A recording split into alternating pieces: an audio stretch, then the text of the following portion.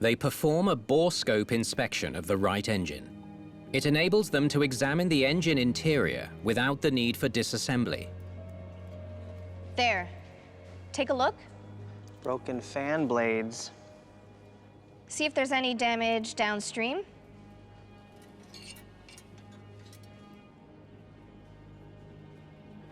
Multiple puncture marks on the turbine. With that type of damage, the engine could have easily overheated. Investigators discover 2 fractured turbine blades, which caused shrapnel damage inside the right engine. The pilots were correct. The right engine was giving them trouble. So from the examination on the right engine, they were able to see that there were blades that had fractured in the high-pressure turbine. But it was only those 2. And they knew that it would still be able to produce power. So it wasn't like a complete failure. Looks like rust and corrosion inside of the blades caused them to rupture. The routine maintenance inspection procedures contained in the maintenance manual would not necessarily have revealed the presence of cracks or one fractured blade. So this is the engine the pilots said failed first. Investigators turn their attention to the left engine.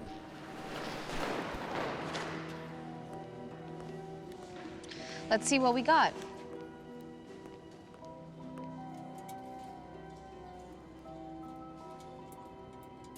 It looks fine. No internal damage. As the investigation progressed, we decided to run a test to determine what occurred during the accident flight. Investigators build a replica of Flight 185's fuel system to better understand how both engines could have failed. Let's simulate what the captain did. Step 1, open the cross-feed valves.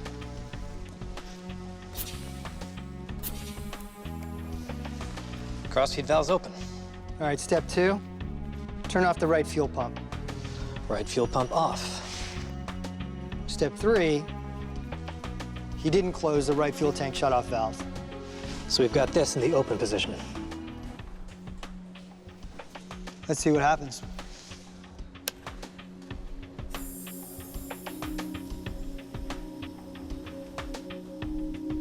Okay. Looks like the left fuel pump is sending fuel from the left tank to both engines. So that part's working out just fine. Yeah, but fuel from the left fuel tank is also flowing to the right tank.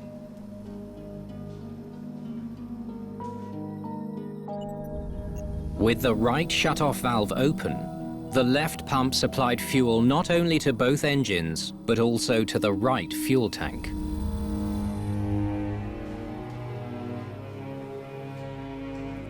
Look how quickly the left tank emptied. This was new to me. I had never seen a case where fuel was transferred to the point of the one tank being emptied. So the left tank ran dry, and with that pump still running, that means that air was likely being pumped through the whole system. Okay, let's pull up the radar track. Until the black boxes are found, investigators must rely on the evidence they do have, like Flight 182's radar track.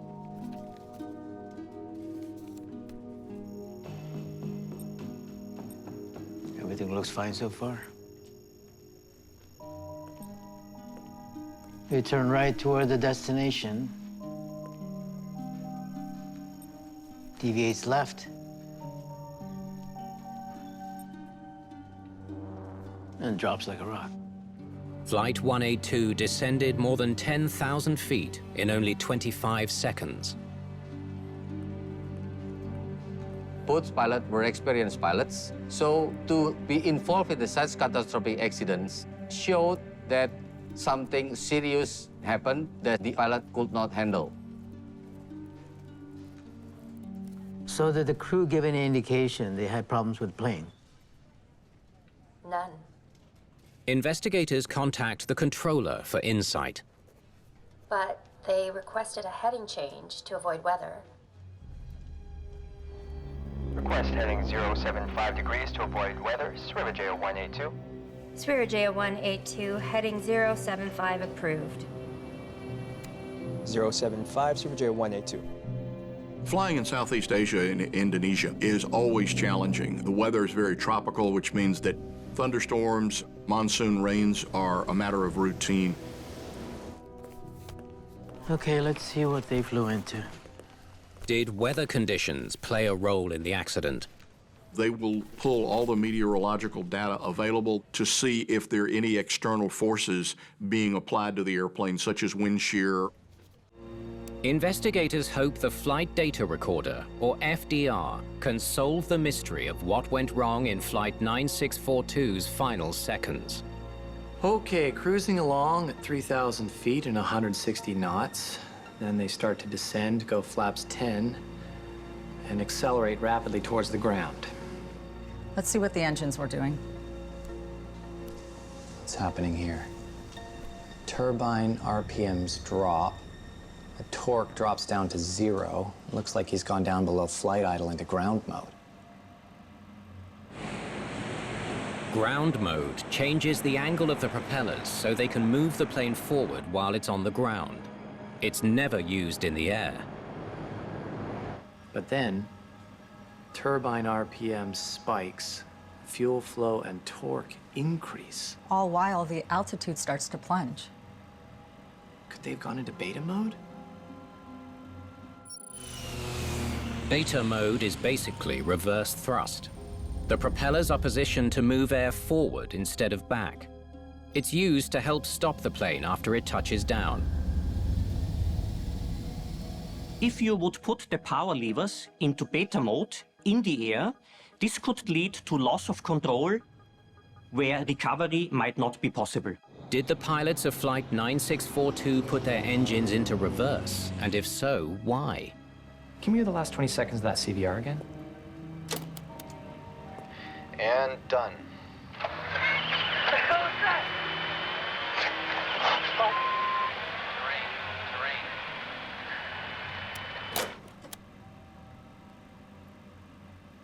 It's the propellers going into reverse. Airspeed. 115 knots. We can't relight the engines. An engine in-flight relight checklist would take 3 to 4 minutes for an experienced crew at minimum. These pilots did not have time to do this. 1,300 feet, 110 knots. Without power, they're rapidly losing altitude. Altitude. 1,200.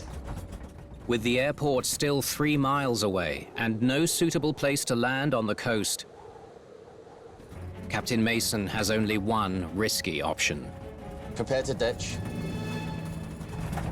If I was going to be on a flight where everything was going to go wrong, something like a dual engine failure, Captain Mason is the guy I'd like to have in charge. He has enormous experience in flying over the very hostile, freezing cold North Sea. Airspeed is 110 knots. I'll get us as close to shore as possible. All they could do was to make the ditching as smooth and as slow as they possibly could without losing control of the airplane. They had that task to perform. If they performed it well, they hoped they would survive. Airspeed is 100 knots. Captain Mason prepares the aircraft as best he can.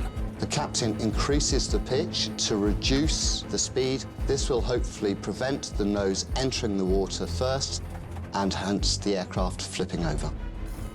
Logan Air 670 Alpha. We are ditching. Send recovery, over. The radio call doesn't get through. Logan Air 670 Alpha, do you read me? Logan Air 670 Alpha, over. Something's going on with the speed indicator. The crew has pre-programmed a cruising speed into the computer, which is now telling them to fly at a different speed.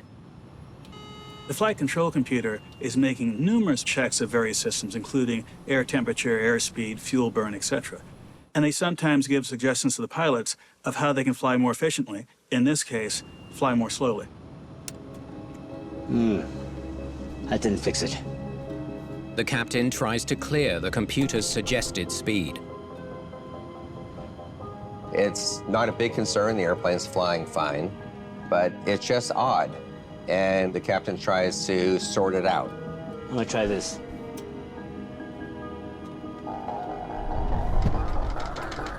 What's that?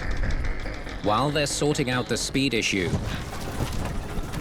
the plane seems to hit some turbulence. They start feeling this buffeting, and the airplane's shaking around. Definitely something that'll get any pilot's attention. Suddenly, one of the worst things a pilot can hear, a stall warning alarm. I'm taking control. The nose of the plane is pitching up, which shouldn't happen while cruising at altitude with the autopilot on. He needs to get the nose down because the airplane truly stalls. It no longer has enough lift to stay flying. It's going to start dropping from the sky. The captain pushes the yoke with enough force to override the autopilot. Autopilot off. And to avoid a stall. But now the nose pitches too far down. Oh, up. Right.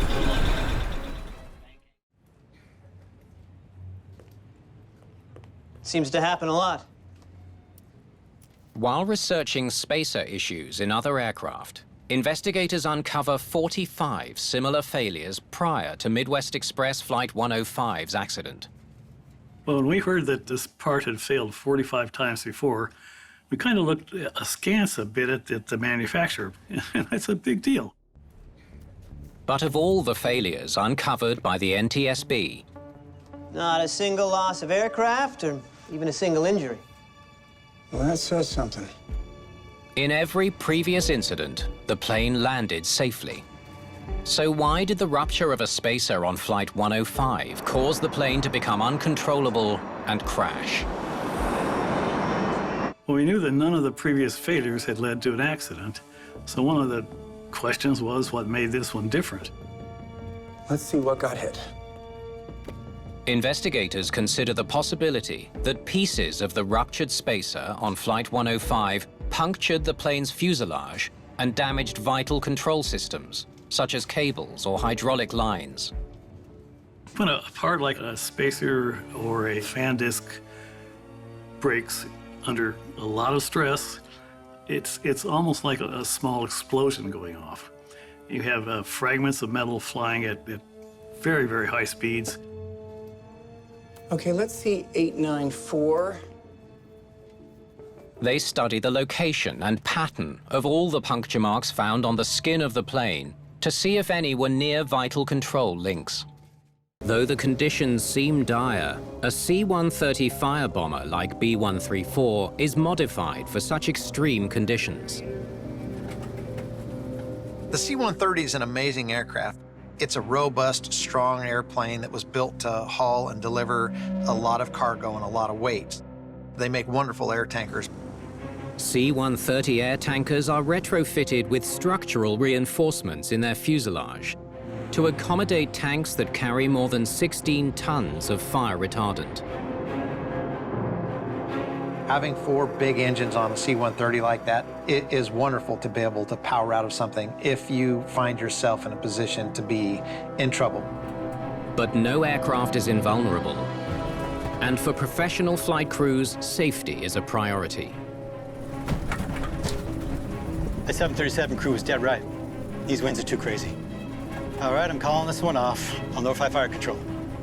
Kuma FCC, Coulson B134. Go ahead, Coulson B134.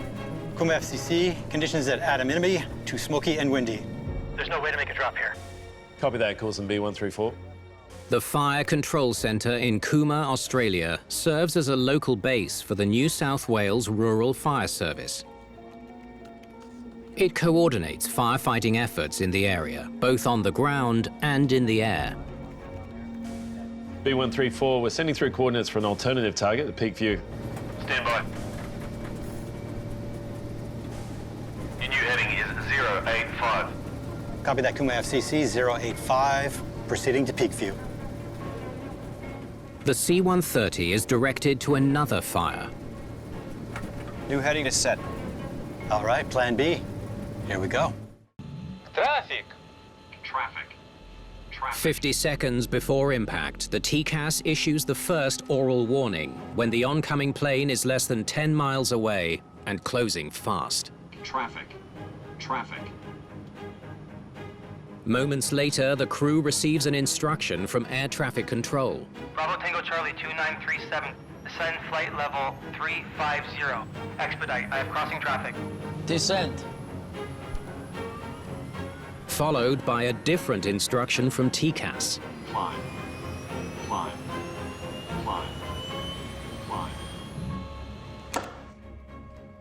The crew got conflicting instructions.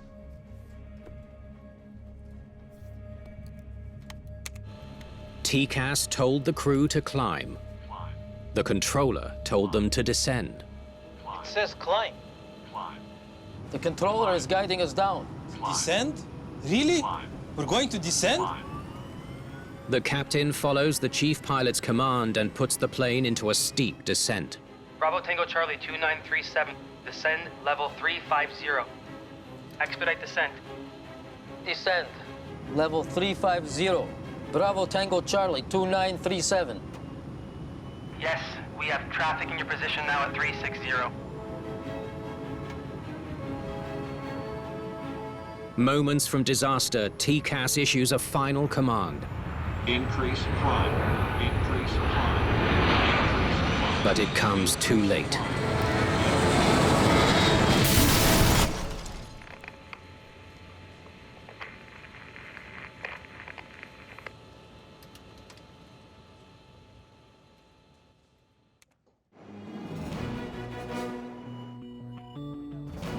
Seeing that Flight 827 is in trouble, the controller checks air traffic in the area to find a safe altitude for the plane. Okay, can you hold 7,000? But there's no answer. Flight 827 is less than 5,000 feet from the ground and descending fast. Now bring it back.